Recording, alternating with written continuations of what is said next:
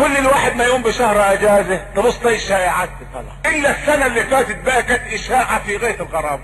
قالوا ان المسيح جاني في المنام وقال لي انا مستعد ارد لك بصرك بس بشرط انك تتنصر. فقلت له طب رد بصري وانا اتنصر، فرد لي بصري واتنصر. وبعدين قلت له ان مش هعرف اعيش في مصر، قال اوديك كنيسه في امريكا. وجاني واحد نصراني الحمد لله ربنا اكرمه. قلت له اكرمني بيه يا ابني، ما هو كرمني دايما. بص في عينيا لا عينيا برضه زي ما قال لا امال الكلام اللي انا سمعته ده ايه؟ قال انا سمعت المسيح جالك وانت اتنصرت.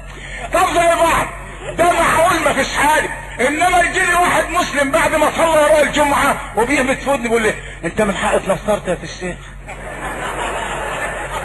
قلت له يا ابني انت بتقول لي مين يا ابني؟ قلت له انت صليت الجمعه؟ قال لي.